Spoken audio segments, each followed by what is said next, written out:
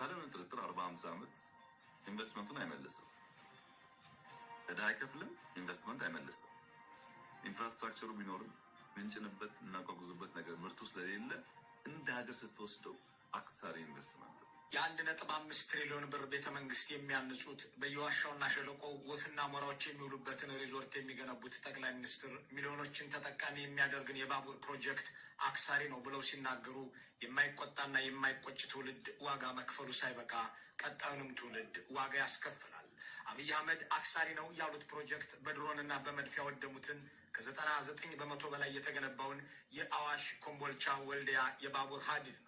በእርግጥ እሳቸው ከአዋሽ መቀለ ብለው ነው የሚጠሩት። ይህንን ያሉበትን ምክንያት ፕሮጀክቱ ለትግራይ ተብሎ የተነደፈ እንጂ ለአማራ አይደለም ብለው ዘረኛ መልእክታቸውን ለማስተላለፍ ለመሆኑ የእሳቸውን ጠባይ ለተረዳ ሁሉ ቀላል ነው።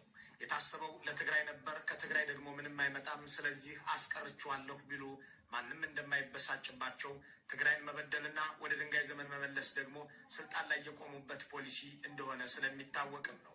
እንዲያም ሆኖ አገርን ያከሰሩ መሪ ቢሊዮን ዶላሮች ወጥቶ የተሰራን ፕሮጀክት በኦሮሚያ፣ በአፋር፣ በአማራና በትግራይ ክልሎች የሚኖርን ሕዝብ በገበያና በማህበራዊ ጋርዮሽ የሚያስተሳስረን ፕሮጀክት አክሳሪ ነው ብለው መናገራቸው ሳይበቃ እንደ ሁሴን አብዱና ፋንቱ ተስፋ ያሉ የአብይ አማሮችን ከአንድ ሳምንት በፊት ወደ ምስራቅ አማራ ክልል ልከው ውሸት እንዲናገሩ አድርገዋል።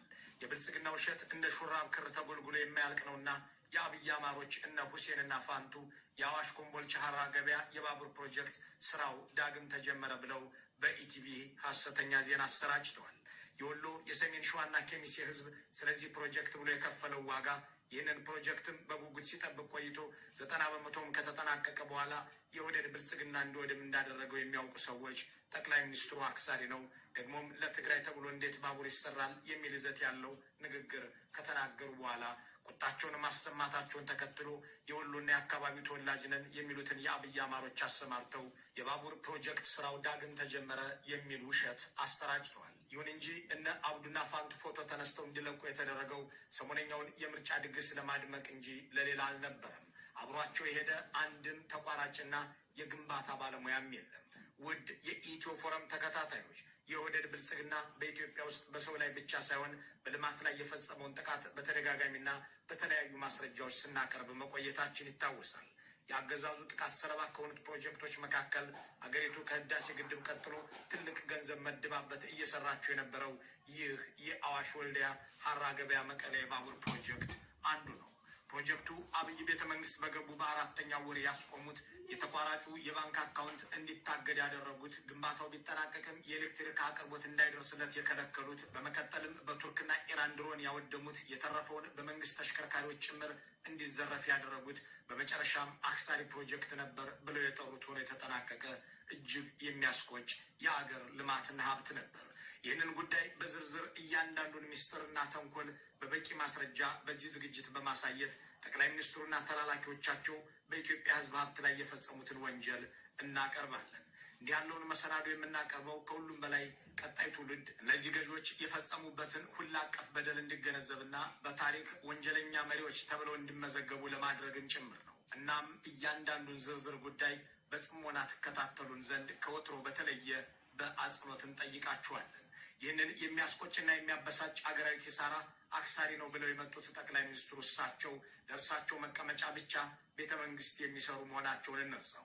እሳቸውና ጥቂት የአረብ ባለሀብቶች የሚዝናኑባቸውን የበጋና የክረምት ሪዞርቶችን በየጫካው መስራታቸውን የምንተው የሚሊዮኖች መገልገያ የሆነን ፕሮጀክት አክሳሪ ብለው ሲነሱ ግን ይህ የሚያከስር ሳይሆን አዋጭነቱ በሚገባ የተረጋገጠ በፋይናንስ ምንጮቹ ጭምር በዓለም አቀፍ ደረጃ በደንብ የተጠና ነውና ይህንን ለማሳየት በፕሮጀክቱ ላይ የተሰማሩ ባለሙያዎችን እንዲሁም የጥናት ሰነዶቹን ዋቢ እናደርጋለን። አብይ አህመድ አክሳሪ ነው የሚሉት ሪዞርትን ወይም በ1.5 ትሪሊዮን ብር የሚገነቡትን ቤተ መንግስት አይደለም፣ በጠቅላላ የባቡር ፕሮጀክቶችን ሁሉ ነው። በየቀኑ 100 ሺዎች ይገለገሉበታል የሚባለውን የአዲስ አበባ ቀላል ባቡርንም የኢትዮጵያን ሎጂስቲክስ የሚያመላልሰውን የኢትዮ ጅቡቲን የባቡር መስመርም ነው። የዚህ ምክንያቱ ምንድን ነው የሚለውን ለመመለስ እንሞክራለን።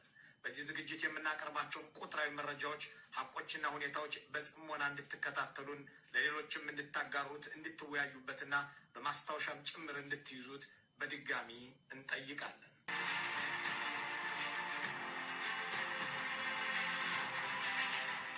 በቅድሚያ አብይ አህመድ አክሳሪ ነው ብለው የዋሹበትን ጉዳይ እናስቀድም።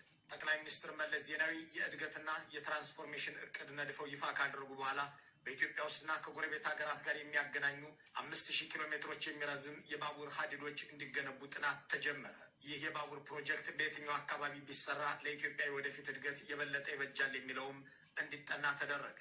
ዓለም አቀፍ አማካሪዎችም ተቀጠሩ። ከዚያም በአዲስ አበባ የከተማ ባቡር በአገሪቱ ዋና ከተማ ጋር የሚገናኙ ደግሞ ከአዲስ አበባ እስከ ጅቡቲ ወደብና ከአዋሽ ወልዲያ ሀራ ገበያ ከዚያም ከሀራ ገበያ እስከ መቀሌ የሚለውን አማካሪ ድርጅቶቹ አጠኑ። ጉዳያችን ከአዋሽ እስከ ኮምቦልቻና ወልዲያ ያለው ነውና እሱ ላይ እናተኩር። ይህንን የባቡር መስመር ከኢኮኖሚ ከልማት ተጠቃሚነት ከማህበረሰባዊ ትስስርና ጋርዮሽ አንጻር እጅግ አዋጭ ነው ብሎ ያጠናው አሪ ፕሮጄ ቪ ሙሀንዲስሊክ የተሰኘ የቱርክ ድርጅት ነው። ይህ በምስሉ ላይ የሚታየው 578 ገጽ ጥናትም ይህ ፕሮጀክት ምን ያህል ለሀገር የሚጠቅም ኢኮኖሚያዊ ፋይዳም ማህበረሰባዊ ጠቀሜታም እንዳለው በጥልቀት የሚተነትን ነው። ይህንን ፕሮጀክት ያዋጣል ለሀገርም የሚጠቅም ነው ብሎ ድርጅቱ በ578 ገጽ ጥናቱን ካቀረበ በኋላ መንግስት ስራው ሊሰራ ዘንድ ብድር ፍለጋ ተሰማራ። ክሬዲት ስዊዝ የተባለ የስዊዘርላንድ ባንክና የቱርክ ኤግዚም ባንክ ብድር እንሰጣቸዋለን፣ ግን አዋጭነቱን ራሳችን እንደገና በቅድሚያ ማስጠናት አለብን አሉ። መንግስት ተስማማና ዓለም አቀፍ አማካሪ ድርጅት ቀጥረው እነሱም እንደገና አስጠኑት። የባቡር መስመሩ በኤሌክትሪክ የሚሰራ መሆኑ የህዝብ ቁጥሩ በርከት ባለ አካባቢ ውስጥ የሚያልፍ በመሆኑ የምስራቅና ሰሜን ምስራቅ ኢትዮጵያ ከወደብ በቅርብ ርቀት ላይ በፍጥነት ምርቶችን እንዲያገናኝ የሚያስችል በመሆኑ ሰሜንና ሰሜን ምስራቅ ኢትዮጵያን ከማዕከላዊ ኢትዮጵያ ጋር የሚያገናኝ በመሆኑ ኮምቦልቻና መቀሌ የተገነቡ የኢንዱስትሪ ፓርኮች የሚያመርቱትን ምርት ወደ ውጭ ለመላክም የሚያስችል በመሆኑ ለተሳፋሪዎችና ለጭነት አገልግሎት የሚውልም በመሆኑ በተለይም የግብርና ምርቶችን በዝቅተኛ ወጪ ወደ ገበያ ለማቅረብና የንግድ እንቅስቃሴን ለማሳለጥ የሚያግዝ በመሆኑ ከማህበረሰባዊ ትስስሩ ባሻገር ትልቅ ፋይዳ ያለው ነው ብለውም ደመደሙ። ፕሮጀክቱ እንደ አዋሽ ብሔራዊ ፓርክ ባሉ ጥብቅ ክልሎች ውስጥ ስለሚያልፍ በዱር እንስሳትና በደን ሀብት ላይ ተጽዕኖ ሊያሳድር ይችላል። ከአርሜኒያ ከሚሴና ሀይቅ አካባቢዎች የአፈር መሸርሸርም ችግር ሊያጋጥመው ይችላል የሚሉትን ብቻ በአሉታዊ ጎን ጥናቱ አነሳ። የምድር ባቡር ኮርፖሬሽን ደግሞ አበዳሪዎቹ ለዚህ ፕሮጀክት ልዩ ትኩረት እንዲሰጡ ያደረጋቸው የውስጣዊና የውጫዊ ትስስር እቅዱም ነበር ይላል። በሀገር ውስጥ የኦሮሚያ፣ የአማራ፣ የአፋርና የትግራይ አካባቢዎችን በቀጥታ የሚያስተሳስር ደግሞም የሀገሪቱን ሰሜናዊ ክፍል ከማዕከላዊ ምዕራባዊ አካባቢዎች ጋር በፍጥነት የሚያገናኝ በውጭ ደግሞ ከወልዲያ ወረታ ሱዳን እንዲሁም ከወረታ ባህር ዳር ደብረ ማርቆስ ደጀን ከወልዲያ ሀራ ገበያ ሳይታ ታጁራና አሰብ ወደቦችን ማስተሳሰርን በሩቅ ዘመን ታሳቢ ያደረገ ነው መባሉ ነበር ይላል። አበዳሪዎቹም በፕሮጀክቱ አዋጭነት አምነው ከአዋሽ ወልዲያ ለሚዘረጋው 392 ኪሎ ሜትር 1.7 ቢሊዮን ዶላር ሙሉ ብድር ሰጡ። ከወልዲያ ሀራ ገበያ እስከ መቀሌ ያለውን 268 ኪሎ ሜትር ደግሞ 1.5 ቢሊዮን ዶላር ይፈጃል። ከዚህ ውስጥ 60% ብድር እንሰጣለን፣ 40% ግን የኢትዮጵያ መንግስት ሊሸፍን ይገባል ተባለና ከስምምነት ተደርሶ ወደ ስራ ተገባ። እስከ ወልዲያ ያለውን ለመገንባት የአፒ መርከዚ የተሰኘው የቱርክ ድርጅት ከወልዲያ እስከ መቀሌ ያለውን ደግሞ ቻይና ኮሚኒኬሽንስ ኮንስትራክሽን ካምፓኒ ለመገንባት ውል አሰሩ። ከዚህ በኋላ ነበር በጉጉት የሚጠብቀው ህዝብ አስደናቂ ትብብር ያደረገው።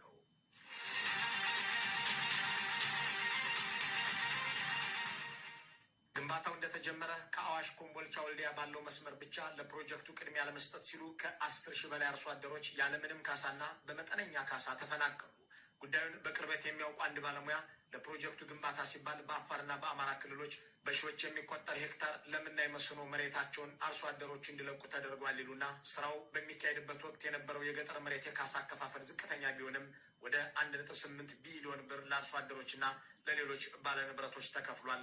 እስካሁንም ግን ካሳ ያልተከፈላቸው ከ6700 በላይ አርሶ አደሮች መንግስትን እየተማጸኑ ናቸው ይላሉ።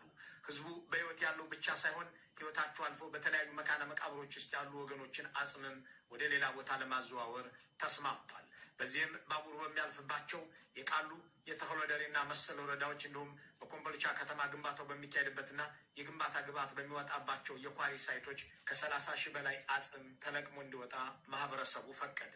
የኮምቦልቻ ከተማ ህብረተሰብ በዚህ ቤቱን አፍርሷል፣ መቃብሩን አንስተዋል፣ መሬቱን ሰጥቷል። ምንም እዚህ ከህዝብ የሚጠበቀውን ሁሉ መስዋዕትነት ከፍሎ ነበር ይሄ ስራ የተሰራው። በዓለም አቀፍ የልማት አጋሮች ብድር የኢትዮጵያ ሕዝብ ተባባሪም ሆኖ በመንግስት ስራ የተጀመረው ይህ ፕሮጀክት ከአዋሽ እስከ ኮምቦልቻ ያለውና በቱርኩ ድርጅት የሚገነባው 270 ኪሎ ሜትር 99 በመቶ ተጠናቀቀ። ይህ የሆነው በአቶ ኃይለማርያም ደሳለኝ የስልጣን ዘመናት የመጨረሻ ወራት ነበር። ከኮምቦልቻ ወልዲያ ሀራ ገበያ ያለውም 130 ኪሎ ሜትር ደግሞ 80 በመቶ ተሰርቶ አለቀ። ከወልዲያ ሀራ ገበያ እስከ መቀሌ የሚሄደው 240 ኪሎ ሜትር አያሌ የመተላለፊያ ዋሻዎችን ጭምር በመስራት 60 በመቶ ስራው እንዳለቀ አንድ ጸረ ልማት የሆነ መንግስት በአብይ አህመድ እየተመራ 4 ኪሎ ቤተ መንግስት ገባ። በመጀመሪያው የስልጣን ዘመኑም ይህንን የባቡር ፕሮጀክት እንዲቆም የሚያደርግ ስራ ጀመረ። በቅድሚያ ኦህዴዳዊ ጥቃት የደረሰበት ከወልዲያ ወደ መቀሌ የሚወስደው መንገድን የሚሰራው ድርጅት ነበር።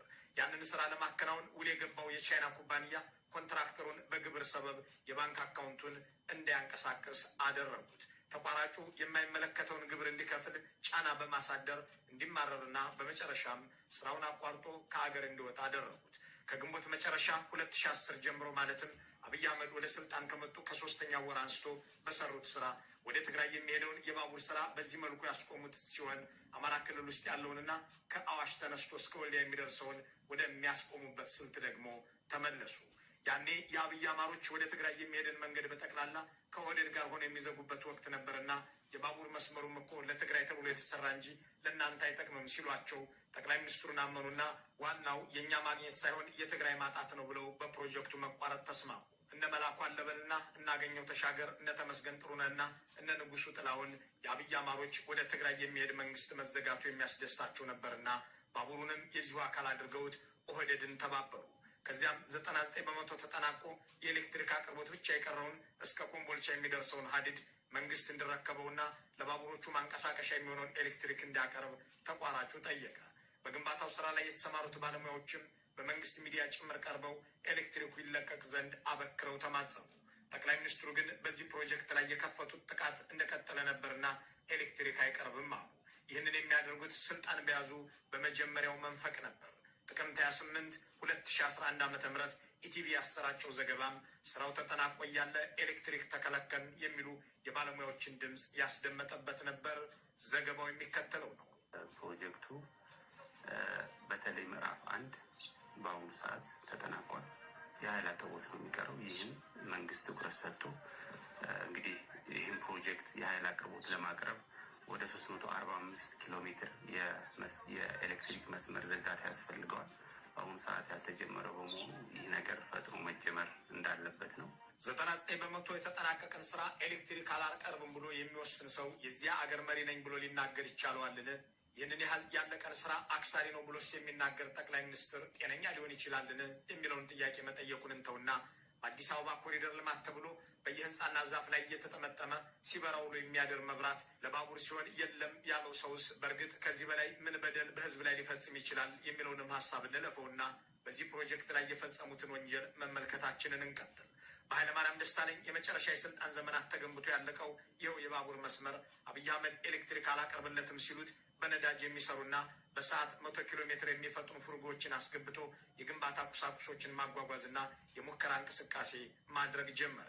ዘመናዊው የባቡር ፕሮጀክት በ21ኛው ክፍለ ዘመን ቴክኖሎጂ የተሰራ ጥራቱን ፍጹም የተጠበቀ ከመሆኑ በተጨማሪ በምስራቅ አፍሪካ ቀዳሚ ነው የተባለለት ግዙፍ የባቡር የጥገና ማዕከል በኮምቦልቻ ከተማ የተገነባለትም ነበር። እንዲሁም ከባቡር መስመሩ ጋር ተያይዘው በሀራ ገበያ፣ ኮምቦልቻና በሸዋሮቢት ከተሰሩት የእቃ ማራገፊያና ማቆያ ተርሚናሎች ሌላ የባቡር መስመሩ ኮምቦልቻ ላይ ከሚገነባ የደረቅ ወደብ ጋርም እንዲቀናጅ ተደርጎ የታቀደ የልማት ፕሮጀክት ነበር። አብይ አህመድ ግን የታቀደውን የኮምቦልቻውን የደረቅ ወደብም እስከ ኮምቦልቻ የተዘረጋውን የባቡር መስመርም ኤሌክትሪክም እንዳይደርሰው ድጋፍም እንዳይደረግለት ብለው ጣሉት፣ አጣጣሉት። የአፒ መርከዚ የተሰኘው ድርጅትም ተደጋጋሚ ተማጽኖ ለመንግስት እያቀረበ ከ1 ዓመት ተኩል በላይ እንደቀጠለ አብይ አህመድ የትግራይን ጦርነት ከኢሳያስ አፈወርቂ ጋር ሆነው ከፈቱ። የቱርኩ ድርጅትም ሰሜን ኢትዮጵያ ወደ ጦር ሜዳነት መቀየሩን ባስተዋለ ጊዜ የግንባታ ማሽኖቹን እንኳን ሳይዝ ከኢትዮጵያ ወጣ።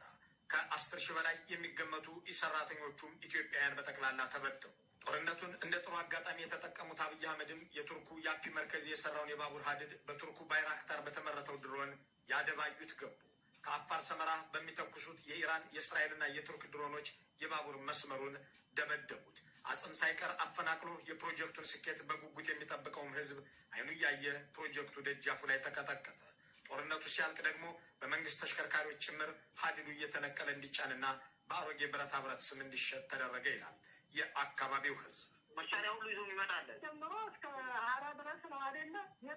የተወሰነ ቦታ ለምሳሌ አሁን ሰራተኛ ተቀጥሮ ሰው እየመረረው ጦሎ ይሄዳለ። እዛ ከፍቶ ቦታ ላይ እየተዘረፈ በአሮጌ ጫማ መልክ እየመጣ የተሸጠ ነው።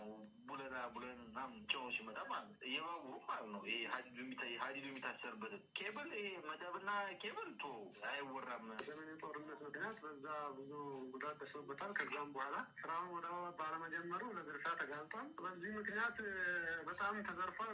ጉዳት ደርሶበታል። በተሽከርካሪ ጭምር ነው።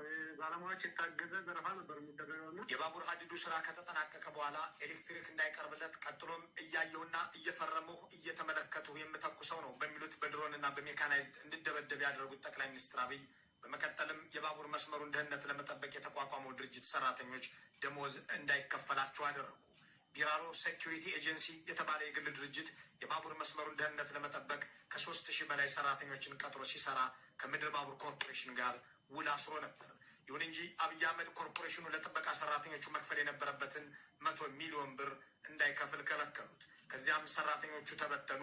የባቡር ሀዲዱም መዘረፉን ቀጠለ። ንብረቱ የተዘረፈበትና ክፍያው የዘገየበት የአፒ መርከዝ የተሰኘው የቱርክ ድርጅትም የብልጽግናን መንግስት $2 ቢሊዮን ካሳ ይክፈለኝ ብሎ በለንደን ፍርድ ቤት ከሰሰው። የግንባታውን ሂደት ያጓተተው መንግስት ነው፣ ክፍያ አልፈጸመልኝም፣ ንብረቴም ተዘርፏል፣ በ9% ወለድ የሚሰላ ክፍያ ይስጠኝ ብሎ ክስ የመሰረተበት ሰነድ በዚህ በምስሉ ላይ በሚታየው ዘገባ ላይ ተገልጿል። በቱርክ ኩባንያ የተሰራ ልማት በቱርክ ድሮን ያጠፉት ጠቅላይ ሚኒስትር አብይ ይህንን ሁሉ ቀውስ ካደረሱበት በኋላ የአዋሽ መቀለ የባቡር መንገድ እኮ አክሳሪ ነው ብለው ለመቀሌና ለትግራይ የተሰራ ብቻ አስመስለው በትግራይ ላይ ምንም አይነት ወንጀል ሊፈጽሙ ሚሊዮኖችን ገድለው 100 ሺዎችንም አስደፍረው አልተጠየቁምና ምንም እንደማይባሉ ስለሚያውቁ ምክንያታቸው ትግራይ ስለሆነ ብለው አቀረቡት። ይህም አልበቃቸውም። ይህንን አክሳሪ ነው ያሉትን ስራ ህዝብ በጉጉት የሚጠብቀው ነበርና እነ አብዱ ሁሴንን ባሳለፍነው ሳምንት ወደ ኮምቦልቻ ልከው ሄዳችሁ ፕሮጀክቱ እንደገና ተጀምሯል ብላችሁ ተናገሩ ብለው እንዲቀጥፉ አዘዟቸው። የአብይ አማሮች እየተቀያየሩ ለአብይ አህመድ መላላክ ስራቸው ነውና ይህንኑ ሊያደርጉ በዚያው ተገኙ። እነ አብዱ ሁሴንም አለቃቸው አክሳሪ ነው ያሉትን ፕሮጀክት አትራፊ ነው፣ ወደ ስራም ገብቷል እያሉ ሲናገሩ ተደመጡ። ኮምቦልቻ ሀራ ገበያ የባቡር መንገድ ሰሜኑን ኢትዮጵያና መካከለኛውን ኢትዮጵያ የሚያገናኝ የፕሮጀክት ነው። ይህ ፕሮጀክት በተለይ ለዚህኛው ቀጠና ከፍተኛ ምርትንም አገልግሎትንም በማጓጓዝ በተለይ ደግሞ ሰሜኑንና መካከለኛውን ኢትዮጵያ ከጅቡቲ ኮሪደር ጋር በማስተሳሰር ትልቅ ሚና ይኖረዋል ተብሎ በመንግስት ታስቦ የተጀመረ ፕሮጀክት ነበረ። ይህንን ያህልና ከዚህም በላይ ወንጀል የተፈጸመበት የአገር ሀብት አሁንም እንደባከነ ይገኛል። የወደድ ብልጽግና አገዛዝ በአማራም ሆነ በትግራይ ክልል እንዲሁም በአፋር ክልል ውስጥ 1 ኪሎ ሜትር መንገድ የሚሰራት ፕሮጀክት የለችውም። አስቀድሞ የተጀመሩትን ሁሉ እንዲቆሙ አድርጓቸዋል። ይህንን $3 ቢሊዮን በላይ የሚገመትን የባቡር ፕሮጀክት በሰሜን ኢትዮጵያ ያስቆመው ከብልጽግና ውጭ ሌላ የለም። የአገዛዙ ሹማምንት የባቡር ሀዲድ አብዝተው ይጠላሉ። በተለይ ጠቅላይ ሚኒስትሩ ሁሉንም የባቡር ፕሮጀክቶች አንድም መልካቸው አያምረኝም በማለት አሊያም አክሳሪ ናቸው እያሉ አጣጥለዋቸዋል። የሀገሪቱን የትራንስፖርት ችግር ዘመናዊ በሆነ መልኩ ለመፍታት ፍላጎት እንደሌላቸው ያስታወቁት ኦህዴዶች በዓለሙ ስሜ በኩል በየከተማው የአህያና ፈረስ ጋሪ እንጀምራለን ማለታቸው አይዘነጋም። እናም የኦህዴድ አህዮች ከተሞችን እንዲያጥለቀልቁና ኢትዮጵያንም ወደ ኋላ ቀርነት እንዲመልሱ የአገር ሀብት የፈሰሰበትን ፕሮጀክት እንዲቋረጥ አድርገዋል። ሚሊዮኖችን ለሚያንቀሳቀስ የአገር ልማት ሳይሆን ከመንገድ ዳር የቆሙ ህንፃዎች በወገባቸው ላይ የታሰረላቸው ዲምላይት በራ አልበራ እያለ ሲጨነቅ የሚውል መንግስት፣ ድህነትን ሳይሆን ድሃን የሚጸየፍ አገዛዝ ትላልቅ የባቡር መንገዶችን ለማፍረስ ለማስቆምና ለማጣጣል ቢሰራ ከእርሱ የማይሆን ነገር አድርጓል ሊባል አይችልም። ይህንን የማይጠይቅ ህዝብና ትውልድ ግን ዋጋ ይከፍላል። መልካም ሁሉ በመመኘት በዚሁ እንሰናበታለን።